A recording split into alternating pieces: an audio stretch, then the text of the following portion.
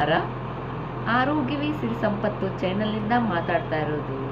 ಇವತ್ತಿನ ವಿಷಯ ಏನಪ್ಪ ಅಂತಂದ್ರೆ, ಈ ಬೇಸಿಗೆ ಕಾಲದಲ್ಲಿ ಬರುವಂಥ ಬೆವರುಸಾಲಿ ಅಥವಾ ಬೆವರುಗುಳ್ಳೆ ಅಂತ ಎಂಬುದಾಗಿ ಕರಿತೇವ್ರೆ.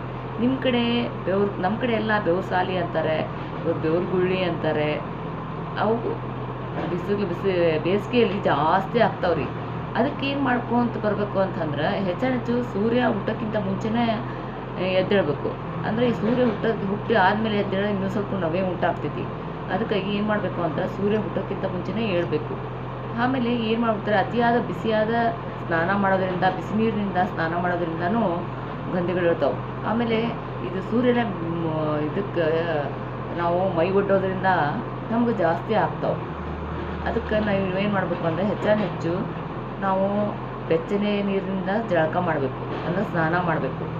ಆಮೇಲೆ ಏನು ಮಾಡಬೇಕು ಅಂದರೆ, ಇಲ್ಲ ತಣ್ಣೀರಿಂದ ಜಳಕ ಮಾಡಿದರೂ ನಡಿತೈತಿ.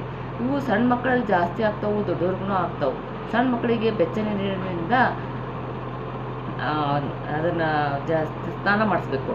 ಮತ್ತು ಏನಾಗ್ತೀವಿ ಅಂತಂದ್ರೆ, ಸಣ್ಣ ಮಕ್ಕಳಿಗೆ ಆದಷ್ಟು ನೀವು ಉಡುಪುಗಳನ್ನು ಆದಷ್ಟು ಕಾಟನ್ ಬಟ್ಟೆ, ತೆಳ್ಳನೆ ಬಟ್ಟೆ, ಮೃದುವಾದ ಬಟ್ಟೆಯನ್ನು ಉಪಯೋಗಿಸ್ಬೇಕು. ಒಬ್ಬೊಬ್ಬರು ಎಲ್ಲ ದೊಡ್ಡ ಅಂಗಿ ಹಾಕಿ ಸಣ್ಣ ಮಕ್ಕಳಿಗೆ ಅವು ಎಲ್ಲ ಕುತ್ತಿಗೆ ಎಲ್ಲ ಬಿಗ್ದಂಗೆ ಆಗ್ತೈತಿ, ಮೈಯೆಲ್ಲ ಅಂಟ್ಕೊಂಡಾಗಿರ್ತೈತಿ. ಇದು ಫಂಕ್ಷನಿಗೆ ಹಾಕ್ತಾರಲ್ಲ ಅಂಥ ಅಂಗಿ ಹಾಕಿದರೆ ಇನ್ನೂ ಜಾಸ್ತಿ ಆಗ್ತಾವೆ. ಅದಕ್ಕೆ ಏನು ಮಾಡಬೇಕು, ಮೆತ್ತನೆಯ ಕಾಟನ್ನಿಂದ ಬಟ್ಟೆಯಿಂದ ಹಾಕೋಬೇಕು. ಹಾಕಿ ಅವನ್ನ ಆದಷ್ಟು ಮಕ್ಕಳಿಗೆ ಪ್ಯಾಡ್ ಹಾಕ್ತಾರಲ್ಲ, ಯೂರಿನ್ ಪಾಸ್ ಮಾಡ್ತಾರೆ, ಮೋಷನ್ ಪಾಸ್ ಮಾಡ್ತಾರೆ ಅಂತ ಈ ಬೇಸಿಗೆ ಕಾಲದಾಗ ಸ್ವಲ್ಪ ಅವಾಯ್ಡ್ ಮಾಡಿರಿ. ಅಲ್ಲಿ ಬೆವರುಸಾಲಿ ಹೇಳೋದು, ಮುಖ ತೊಡಿ ಸಂಧಿ ಒಳಗೆ ಹಿಂಗೆ ಜಾಸ್ತಿ ಇರ್ತಾವೆ. ಅದಕ್ಕೆ ಪ್ಯಾಡ್ ಹಾಕೋದ್ರಿಂದ ಪ್ಯಾಡನ್ನು ಅವಾಯ್ಡ್ ಮಾಡಿರಿ, ಸಣ್ಣ ಮಕ್ಕಳಿಗೆ ಹಾಕೋದನ್ನು. ಹೆಚ್ಚು ಅದೇನಾಗ್ಬಿಡ್ತೈತಿ ಅಂತಂದ್ರೆ, ತೊಡಿ ಸಂಧಿ ಒಳಗೆ ಗುಳ್ಳೆ ಹೇಳೋಕೆ ಸ್ಟಾರ್ಟ್ ಆಗ್ತಾವೆ, ಇಲ್ಲ ಕೆಂಪಗೆ ಒಂದು ಗಂಧೆಗಳನ್ನು ಹೇಳೋಕೆ ಸ್ಟಾರ್ಟ್ ಆಗ್ತೈತಿ. ಅದನ್ನು ನೀವೇನು ಮಾಡಬೇಕು ಅಂತಂದ್ರೆ, ಕೊಬ್ಬರಿ ಎಣ್ಣೆನ ಸ್ವಲ್ಪ ಅಪ್ಲೈ ಮಾಡಿ ಬಿಟ್ಬಿಡ್ಬೇಕು. ದೊಡ್ಡವ್ರಿಗೆ ಆದರೆ ಏನು ಮಾಡಬೇಕು ಅಂತಂದ್ರೆ, ಅವ್ರಿಗೆ ಇದು ಕೆಂಪು ಬಣ್ಣ ಬರ್ತೈತಿ, ಗ್ರಂಥಿ ಅಂಗಡಿ ಒಳಗೆ ಸಿಗ್ತೈತಿ. ಅದನ್ನು ನೀರನ್ಯಾಗ ಕಲಸಿ ಎಲ್ಲೆಲ್ಲೇ ಅವು ಜಾಸ್ತಿ ಆಗುತ್ತಲ್ಲ ಮುಖಕ್ಕೆ, ಇಲ್ಲಾಂದ್ರೆ ತೊಡಿ ಸಂಧಿ, ಇಲ್ಲ ಕೈಯಾಗ, ಇಲ್ಲ ಬೆನ್ನಿನ ಮೇಲೆ ಜಾಸ್ತಿ ಇರ್ತಾವೆ. ಅದನ್ನು ಸ್ವಲ್ಪ ಯಾವ್ದಾರ ಸಹಾಯದಿಂದ ನೀವೇನು ಮಾಡಬೇಕು ಅಂದ್ರೆ, ಅದನ್ನು ನೀರಿನೊಳಗೆ ಕಲಿಸಿ ಕೆಂಪು ಹಣ್ಣು ಅಂತ ಎಂಬುದಾಗಿ ಸಿಗ್ತೈತಿ, ಕೆಮ್ಮಣ್ಣು ಅಂತೇಳಿ. ಅದನ್ನು ನೀರಿನಾಗ ಹಾಕಿದ್ರಂದ್ರೆ ಅದು ಮೆತ್ತಗೆ ಇದು ಬಿಡ್ತೈತಿ. ಅದನ್ನು ತೊಗೊಂಡು ಸ್ವಲ್ಪ ರಬ್ ಮಾಡಿ ಎಲ್ಲೆಲ್ಲ ಆಗ್ತೈತಿ ಆ ಜಾಗದಾಗ ಹಚ್ಕೊತ ಬಂದ್ರೆ ಅದು ಕಡಿಮೆ ಆಗ್ಕೊಂತ ಬರ್ತೈತಿ.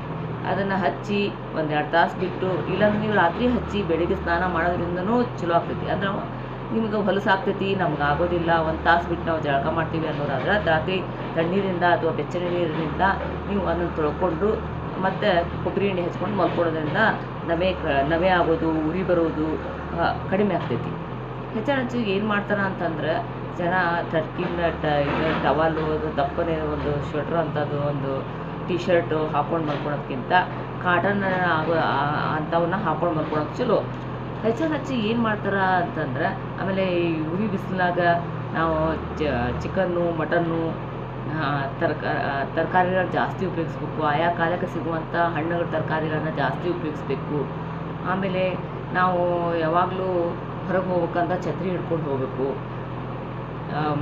ಮುಖಕ್ಕೆ ನಾವು ಸನ್ಬರ್ನ್ ಆಗ್ದಂಗೆ ಅಥವಾ ಇದು ಮಾಡಾಗ್ದಂಗೆ ಛತ್ರಿ ಹಿಡ್ಕೊಂಡು ಅಡ್ಡಾಡಬೇಕು.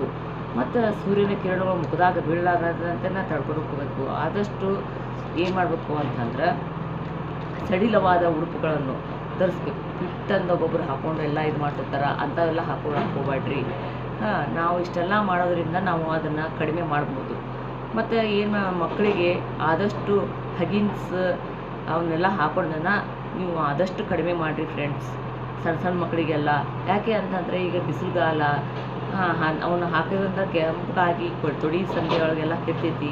ಅವಕ್ಕೆ ಏನು ಮಾಡಿರಿ, ನೀವು ಬೆಚ್ಚಗೆ ಅದು ಕೊಬ್ಬರಿ ಎಣ್ಣೆ ಇರ್ತೈತಲ್ಲ ಅದನ್ನು ಹಚ್ಚಿರಿ. ತಣ್ಣಗೆ ಅಲೋವೆರಾ ಜೆಲ್ಲನ್ನು ಉಪಯೋಗಿಸ್ರಿ. ದೊಡ್ಡವರಾದರೂ ಉಪಯೋಗಿಸ್ಬೋದು ಅಲೋವೆರಾ ಜೆಲ್ಲು. ಆಮೇಲೆ ಅದನ್ನೆಲ್ಲ ಉಪಯೋಗಿಸೋದ್ರಿಂದ ಕಡಿಮೆ ಆಗ್ತೈತಿ ನವೆ.